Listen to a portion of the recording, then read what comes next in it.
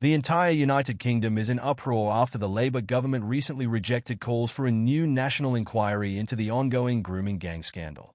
Thousands of victims, many of them children, have been demanding justice, but Labour's refusal to act has only added fuel to the fire. This decision has sparked outrage, with citizens across the country calling for accountability.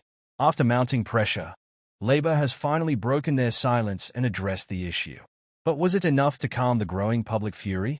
Let's take a look at what they had to say. Watch the clip now.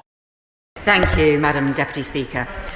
Last Monday, I set out the actions this government is taking forward to tackle the terrible crimes of child sexual exploitation and abuse, including mandatory reporting, a new victims and survivors panel, an overhaul of data and police performance requirements, tougher sentences for perpetrators, and support for local inquiries, including in Oldham.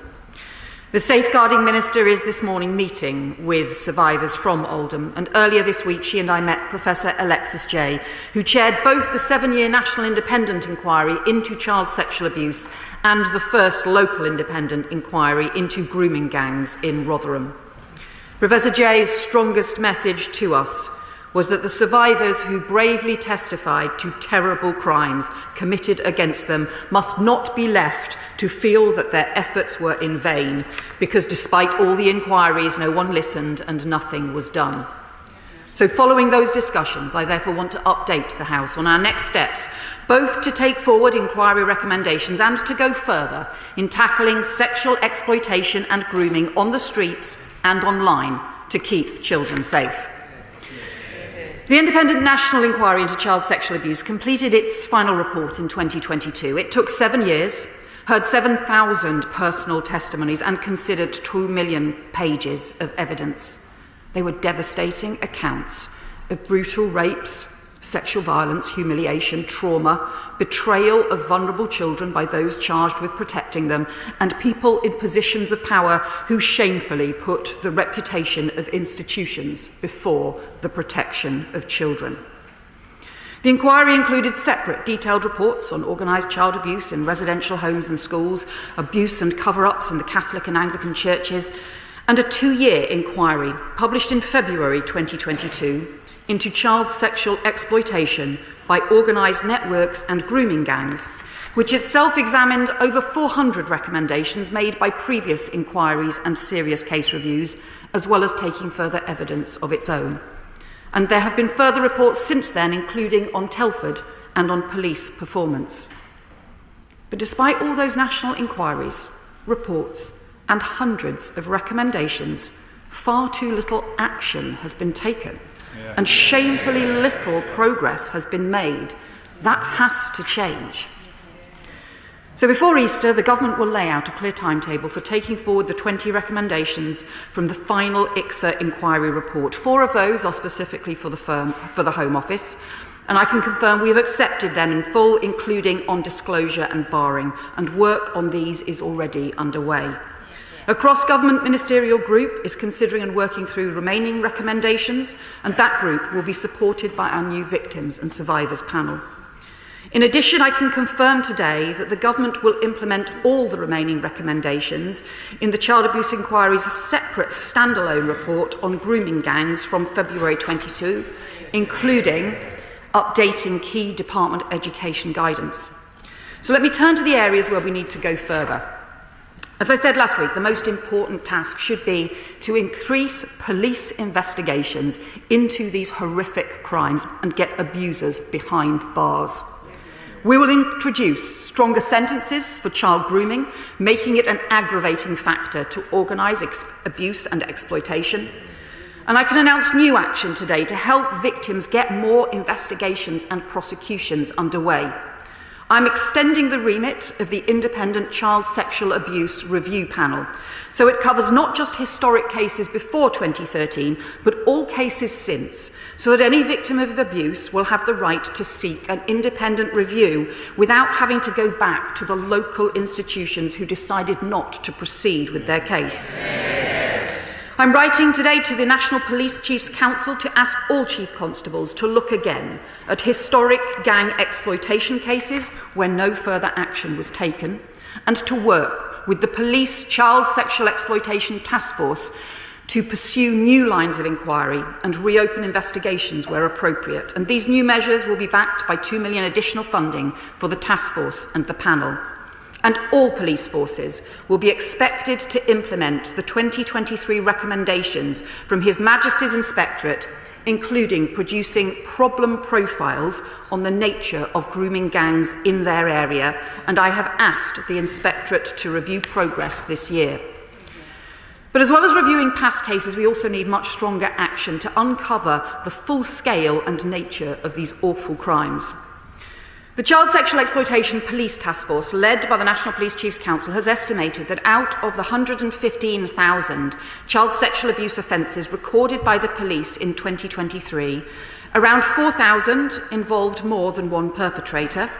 Of those, they identify around 1,100 that involved abuse within the family, over 300 involving abuse in institutions, and they identified 717 reported cases of group or gang-related child sexual exploitation.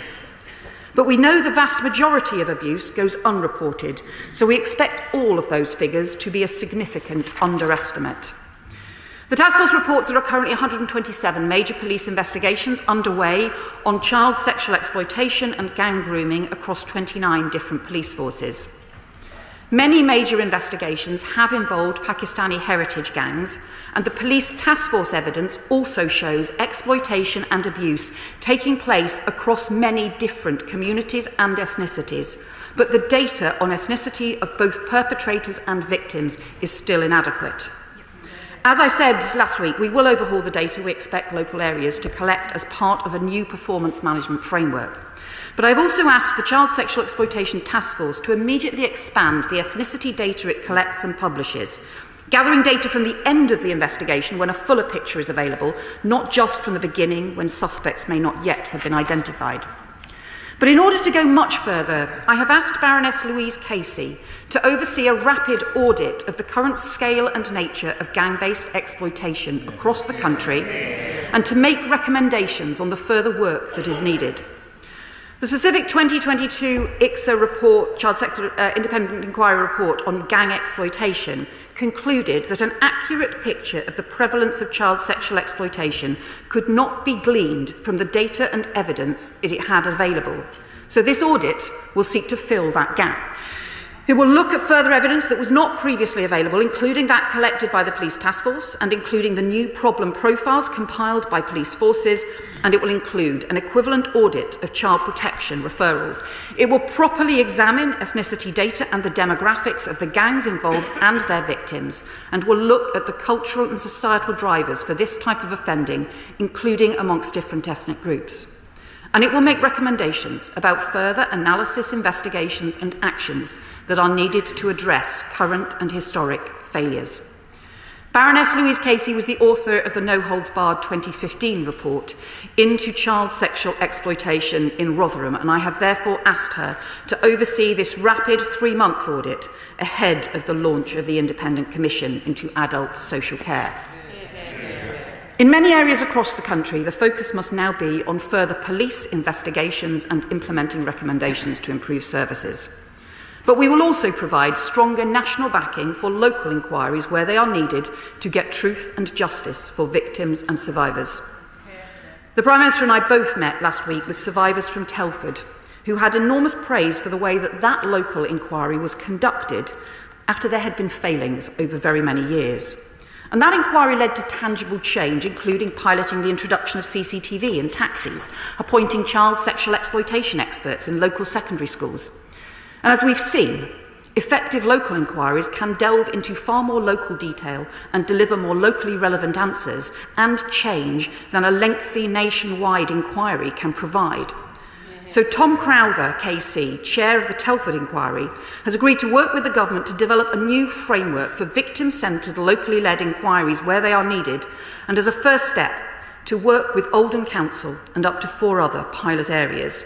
That will also include support for local authorities who want to explore other ways to support victims, including local panels or drawing on the experience of the Independent Inquiry Truth Project. And, Madam Deputy Speaker, the Government is already drawing up a duty of candour as part of the long-awaited Hillsborough Law.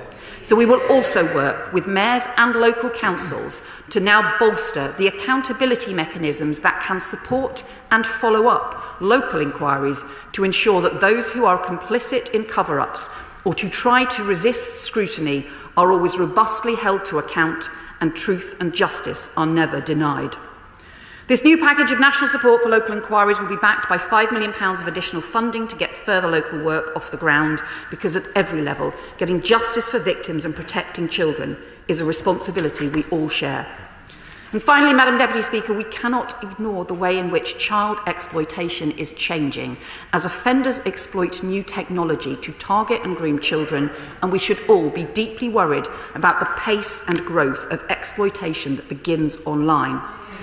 We're therefore bolstering the work of the Home Office-funded undercover online network of police officers to target online offenders and developing cutting-edge AI tools and other new capabilities to infiltrate live streams and chat rooms where children are being groomed. And further measures will be announced in the Crime and Policing Bill to tackle those organising online sex abuse. Madam Deputy Speaker, nothing matters more than the safety of our children. Yet for too long, this horrific abuse was allowed to continue. Victims were ignored, perpetrators were left unpunished, and too many people looked the other way. And even when these shocking crimes were brought to light and national inquiries were commissioned to get to the truth, the resulting reports were too often left on the shelf as their recommendations gathered dust. So under this government, that has changed. We are taking action not just on those recommendations, but on the additional work we need to protect victims, put perpetrators behind bars, and to uncover the truth wherever things have gone wrong. This is about the protection of children, the protection of young girls, and the radical and ambitious mission we have set for this government to halve violence against women and girls in a decade. And I hope all ministers will support that mission and support the measures we have outlined today to help achieve it. I commend this statement to the House.